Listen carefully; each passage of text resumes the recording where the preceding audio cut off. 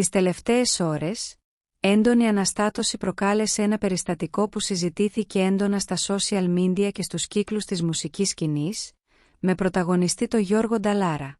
Όλα συνέβησαν κατά τη διάρκεια ζωντανής εμφάνισής του, σε έναν χώρο γεμάτο κόσμο, όπου το κοινό περίμενε να απολαύσει μια ακόμη εμβληματική βραδιά.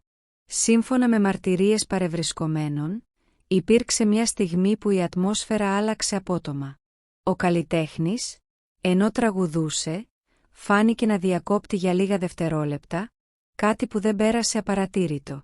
Κάποιοι μιλούν για μια σύντομη αδυναμία, άλλοι για απλή εξάντληση, όμως όλοι συμφωνούν σε ένα πράγμα: το κοινό πάγωσε. Η μουσική σταμάτησε, οι ψίθυροι άρχισαν να κυκλοφορούν και για μερικά δευτερόλεπτα επικράτησε σιωπή. Άνθρωποι που βρίσκονταν κοντά στη σκηνή αναφέρουν ότι υπήρξε ανησυχία, χωρίς όμως να δοθεί επίσημη εξήγηση εκείνη τη στιγμή. Το περιστατικό κράτησε λίγο, αλλά ήταν αρκετό για να γεννήσει ερωτήματα.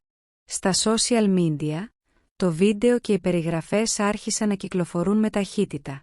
Άλλοι μιλούν για υπερβολές, άλλοι για ένα ανθρώπινο στιγμιότυπο που δείχνει πόσο απαιτητικές είναι οι ζωντανές εμφανίσεις, ειδικά μετά από δεκαετίες συνεχούς παρουσίας στη σκηνή.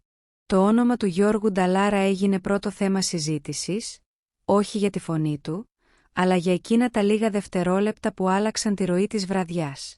Κοντινοί του άνθρωποι φέρονται να καθησυχάζουν, τονίζοντας πως δεν υπήρξε κάτι σοβαρό, ενώ άλλοι επιμένουν ότι τέτοιες στιγμές δείχνουν πόσο λεπτή είναι η γραμμή ανάμεσα στη σκηνή και την ανθρώπινη αντοχή.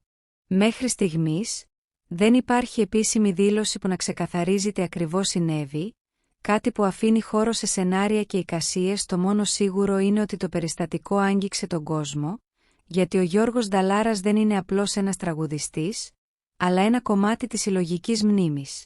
Και όταν κάτι φαίνεται να τον ταράζει, έστω και στιγμιαία, το κοινό δεν μπορεί παρά να ανησυχήσει.